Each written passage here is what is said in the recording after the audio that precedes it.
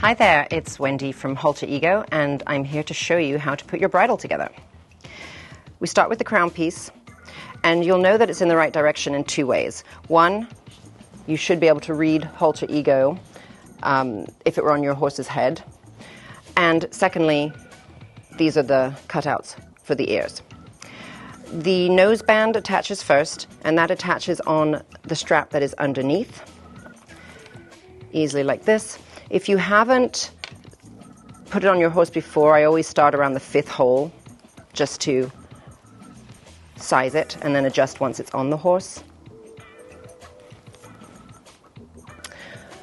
Then the cheek pieces go on the front strap. And I usually do it on the 4th hole because that's pretty much where the bit would sit. Do the other side soon. The throat lash goes on the strap that is the furthest back. And I put that on the 3rd hole.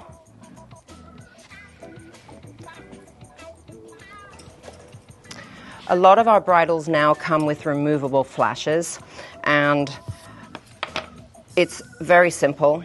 You can pop the tab in, let's turn around this way, thread the flash strap through, and you can remove it just as easily if you want to convert it to a double or ride without a flash. Not all of our bridles come with the removable flash, but going forward, that's what they will all feature. Just makes it more flexible. And then finally, the crowning glory is the snap brow band that just pops on here. The leather strap will go over the rest of the bridle straps.